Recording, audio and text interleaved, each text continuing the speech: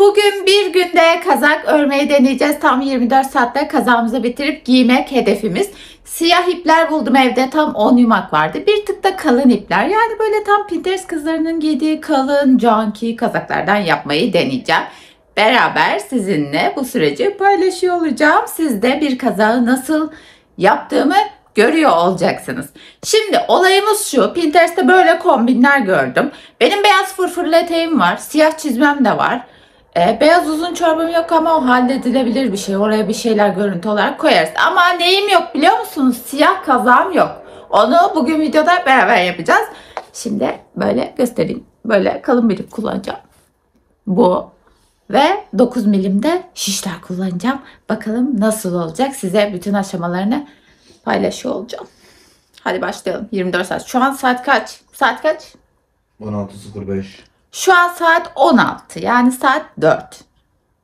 Süremiz 24 saat olursa yarın akşamüstü 4'e kadar vaktimiz var demektir. Tabii ki uyuduğum zamanlarda bu süre zarfına dahil. Yani bakalım bütün gücümüzle örerek bir günde kazak yapabiliyor muyuz? Bunu deneyeceğiz.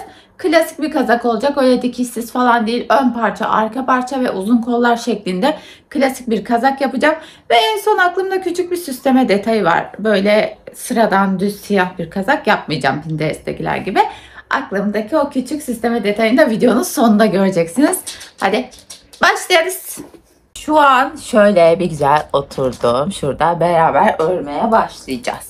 Size bu videoda bir kazak nasıl yapılır? Mesela elinizde bir ip var, bir şiş var. Numarası, milimi fark etmeksizin dümdüz, sıradan, basic, her gün giyilebilen düz bir kazağın nasıl yapıldığını anlatacağım size. Şimdi şunları bir kenara koyacağım. İlk önce sevdiğiniz bir kazağı mezura yardımıyla ölçüyorsunuz ve kaç santim olduğunu, eni kaç santim ona bakın. Ben genelde bir tık oversize olsun istediğimde 50 santim yapıyorum kendim için. 50 santim yaptığımda bana tam oluyor kazak. O yüzden bununla 50 santim başlayacağım. Aslında ben bu ipten şöyle bir hırka yapmaya başlamıştım. Ama sonra şeyi hatırladım. Benim daha kalın bir siyah ipliğim var. Hırka yapmak için sakladım. Böyle canki hırka yaparım diye ayırdım. O yüzden ben onu hırka yapmaya, bunu kazak yapmaya karar verdim. Bu ona göre bir tık daha ince bir iplik. Bu videoda size kazak yapmanın mantığını öğretmek istiyorum. Böylece siz de elinize geçen herhangi bir iple istediğiniz gibi dümdüz bir kazak yapabilirsiniz.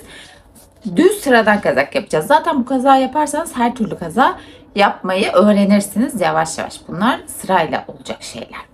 Şimdi şöyle yapacağız. İlk önce sizden isteğim 10 ilmek örmeniz. 10 ilmek kaç santim yapıyor buna bakmanız. Mesela elinizdeki ip ne olursa olsun ondan 10 ilmekle atın ve düz örgü örün. Şu şekilde bir düz örgü örün. 10 ilmek kaç santim ona bir bakın. Mesela ben şurada mezuram var bir bakayım. Bakın şöyle.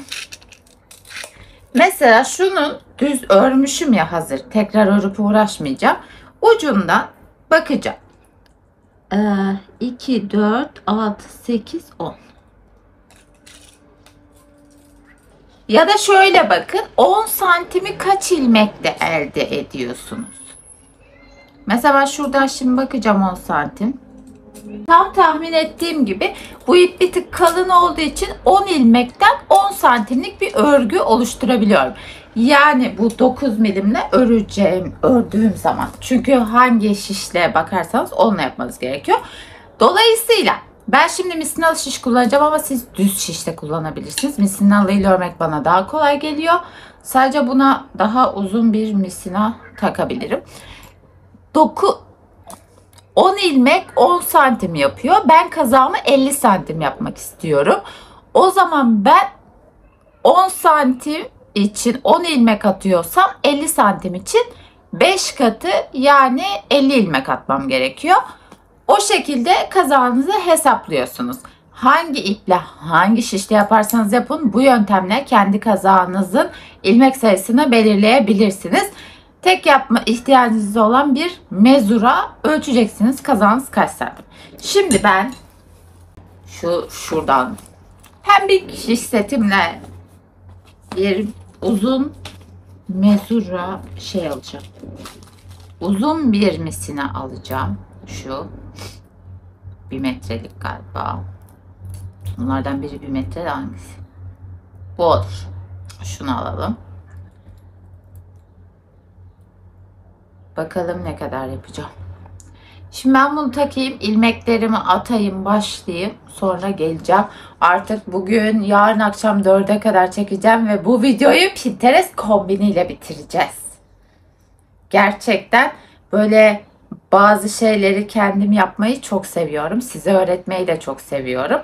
Ama siz derseniz ki ya biz böyle hesaplamak istemiyoruz. Seril yaptığı tariflerle birebir örmek istiyoruz. Mesela bu kazağın her yerini Seril'le beraber detaylı örmek istiyorum diyorsanız da katıl üyesi olup kankalarıma katılabilir. Benimle beraber de örebilirsiniz.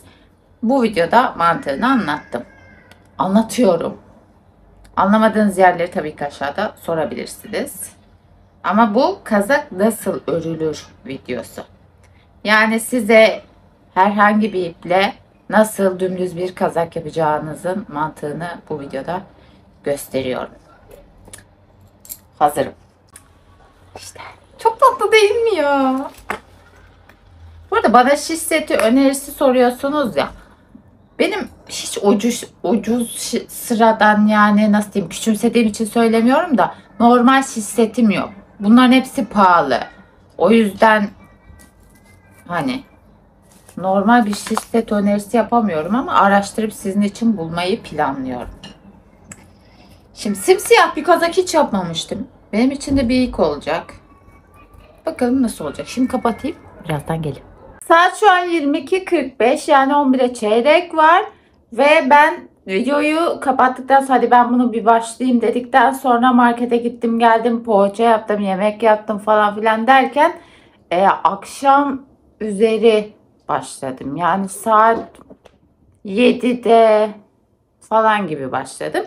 Bir yumak bitirdim. Bence ilerleme kaydettim diye düşünüyorum. Bu kadar ördüm. Şöyle birazcık şunları alayım. Bir yumaktan bu kadar oldu benim bir yumağımdan. Şöyle bakın. Böyle güzel olacak ama bence. Bir de şeyi fark ettim. Şimdi bu benim pembiş şişlerim. Benim şu anki üstümle uyumlu. Taytımla da bu uyumlu. Çok tatlı değil mi? Şimdi bir yumaktan bu kadar çıktı. Ben düşünüyorum ki ön için bence şöyle düşünürsem, bundan 3 tane olduğunu düşünsem, ön için 3 ya da 4 yumak belki kullanırım diye düşünüyorum. Bu arka parçası. İlk önce arkasını yapacağım. Arkasını bu gece bitireceğim. Öyle uyuyacağım. Yarın da erken kalkacağım ve ön parçasını bitireceğim. Kolları daha hızlı bitiririm diye düşünüyorum kendimce. Yarın saat 16:00'a kadar bitirirsem bunun kombinle videoyu bitireceğiz. Bitiremezsem artık ne olduğunu beraber göreceğiz. Günaydın.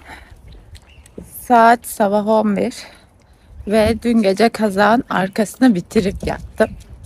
Şimdi aslında uykum var çünkü dün uyuyamadım, yatakta çok döndüm. Ama kapı çalınca kargo geldi. Kargoyu açtım. Kargodan önce uyanmıştım. Tam Nusu'yu hazırlıyordum. Öyle yani saat 10.30'tu tam olarak uyandığımda. Geri uyumadım. Normalde uyurdum çünkü uykum var. Görüyorsunuz. Ama challenge'dır. O kazağı bugün bitirmeyi hedefliyorum. Önü kaldı. Şimdi eve dönüp bir kahve yapıp önünü başlayacağım. Nusu'yu gösteriyorum. Böyle. Geçiyoruz. Hello. Şimdi size kazak nasıl örülür videosunda şu an arka kısmını nasıl ayarladım göstereceğim. Bakın şöyle tuttuğumda omzuma istediğim yere kadar geliyor. Ben bu boyutta istedim. Ve bu arada challenge olmadı. Bir günde bitmedi. Şimdi bunu koltuğa iğneleyeceğim bir güzel kenarlarında. Arka parçayı dümdüz örüyoruz. Ama bu gece biter diye düşünüyorum. Yani bir günde bitmedi de 2 günde bitti diyebiliriz. Herhangi bir acelem yoktu ama denemek istedim. Ama bir günde yapabileceğim bir kazak da düşündüm. Onu da yapacağım. Şimdi tutup bu videoda da biri çıkar şeyde. Ama şiş örgüsünü nasıl öreceğimizi göstermemişsiniz. Onu gösterdiğim videolarım da var. Oradan izleyebilirsiniz. Şimdi size burayı göstereyim. Bakın bu şekilde koltuğa iğneledim ve şu an dümdüz gördüğünüz üzere. En son rulolayacağım, birazcık tarçın üzerinde oynamış falan, böyle tüyler de var. Dümdüz bir kare elde ettim. Bu benim sırt parçam. Şimdi ön parçayı göstereceğim. Bakın şöyle koyayım. Hatta ön parçayı da iğneleyeyim. Bakın şu şekilde ön parçayı da iğneledim. Ön parça bayağı geldi. Bakın şuralara kadar geldi. Yaklaşık şuradan bir 10 santim. Bakın şöyle göstereyim. Şuradan bir 10 santim kaldığında şuradan da tam ortasından şuradan bir 10 santimi kesiyorum. Ve burada şöyle bir simit yaka oluşturmaya çalışacağım. Onu yapmazsanız ne olur? Yani yakanıza yapışan bir kazak olur. Bunun böyle bir şey yok. O şekli oluşturmaya çalışacağım. Bunun için de ben buradan tam ortadan bir 10 santim kadar kesiyorum. Sonra sağ ve sol omuzu ayrı ayrı örüyorum. Ve her seferinde şu 10 santimin, mesela atıyorum şurayı yapacağım. Solundan şöyle azaltarak şöyle bir yatay çizgi oluşturmaya çalışıyorum. Sonra bu kısmı dikeceğim ve kollarını yapacağım. Yani bir kazak yaparken standart bilgiler bunlar. 10 santim kuralını uyarsanız genelde yaka kısmını yapmış olursunuz. Ben de şimdi yaka yapmaya başlayacağım. Selam. Kazak yapmaya devam ediyoruz. Bizim 24 saat challenge oldu. 3. gündeyiz. Artık biraz ben de saldım. Yavaş yavaş ördüm açıkçası. Şimdi size göstereceğim neler yaptım. Bakınız şurada şu ilmekleri kapatmayıp aradaki 12 ilmek burada bıraktım. Yaklaşık 10 santim kadar. Tabii ki bunu ördüğünüz ipe göre 10 santim ölçüp kaç ilmek oluyorsa o kadar yapıyorsunuz. Bunu bu şekilde diktim. Bakın şurada bayağı geniş bir yaka var. Görünüyor zaten şu anda. En son oraya şey öreceğim. Yaka kısmını öreceğim. Hatta biraz fazlaca oymuşum orayı. Artık ama yaka örünce düzeliyor. Şöyle kenarlarını hafifçe diktim. Şurada bir kol bıraktım. Kol oyuntusu. Kolun birini ördüm. Kolu nasıl ördüğümü size göstermek istiyorum. Şöyle göstereyim. Şöyle bakın.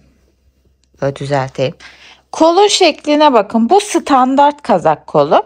Şuradan ne kadar sık olsun istiyorsanız kazaktan elinize tutun, şu alt kısmından genişliğini, bilek genişliğini o şekilde ayarlayın.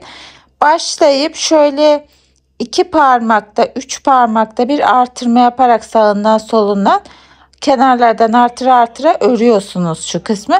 Şu kısmı omuz kısmınızı gerdirmeyecek bu uzunlukta olmalı. Kolunuza koyup görüyorsunuz zaten. Şimdi bunun aynısından bir tane daha öreceğim. Daha sonra kollarını dikeceğim ve boynunu yapacağım. Bu gece bitirmeyi planlıyorum. Ondan sonra süsleme yapacağız. Bu videoda aslında size istediğiniz herhangi bir ipten nasıl, hangi mantıkla kazak yapabileceğinizi birazcık göstermek istedim.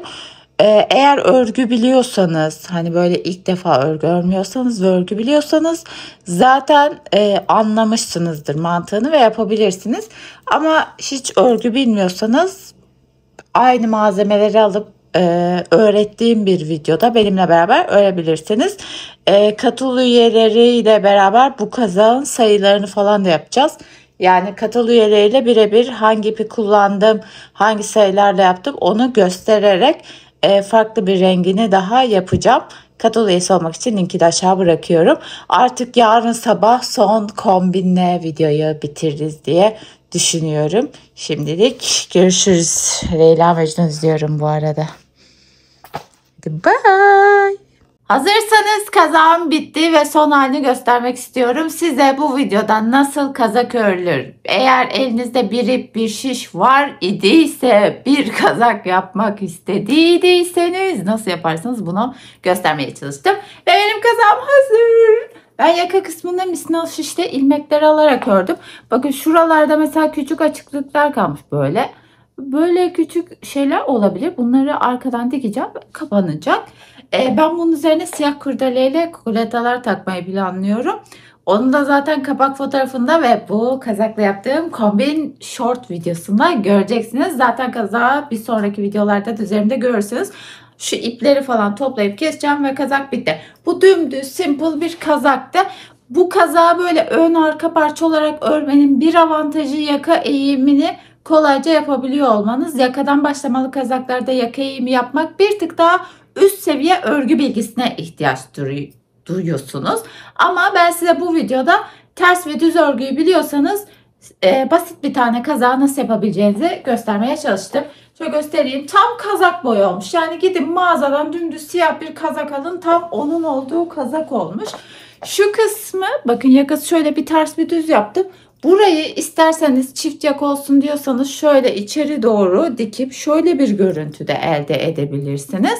Hangisi size daha güzel görünüyorsa o şekilde yapabilirsiniz. Bunu iç kısmından böyle dikerseniz şöyle bir yakanız olur. Veya şöyle boğazlı gibi bunu böyle de bırakabilirsiniz. Veya ben üşendim artık o kadar örmeye. Bunun üzerine bu kadar daha örüp şöyle dışa doğru katlanan boğazlı bir kazak elde edebilirsiniz. O da tamamen size kalmış bir şey. Bence çok güzel bir kazak oldu. Hava kararmadan videoyu bitirmek istedim. Akşam da ben kendimce süslemesini yapacağım. Short videosunda görürsünüz. Süsleme yapmak zorunda değilsiniz ama ben bunun üzerine dediğim gibi siyah kukuletalar takıp deneyeceğim. Eğer hoşuma gitmezse belki de yapmam. Ama bir deneyeceğim. Öyle kazağımız bitti. İşte bir kazak. Şimdi Arda'ya sorayım bakayım nasıl daha güzel. Çok güzel. Onu söylemiyorum. Şu yakasına baksana. Yakası böyle boğazlı gibi ya. Evet. Böyle mi sence? Yoksa bunu böyle içeri dikip böyle hani şu yaka mı daha güzel görünüyor? Bir daha çıkar bakayım. Böyle. İçeri dik. Şöyle mi? Simit yaka gibi. Evet. Şöyle diktiğimde böyle double yaka Böyle gibi. daha güzel. Tamam o zaman belli ki ben bunu böyle giyeceğim. Çünkü sevgilim böyle beğendi. Tabii ki sevgilimin beğendiği gibi giyeceğim. Ben ne dersem o. Şey de kazakların tasarımını aslında Arda yapıyor. Ben örüyorum dermişim. Şimdi ben böyle dikeceğim bunu içeri. Ve kazak bitti. Hadi bye.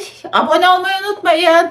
Benimle böyle sen bize sayılarını da söyle kaç santim ördün her şeyi kazağı birebir senle beraber yapmak istiyoruz diyorsanız katıl üyesi olmayı unutmayın.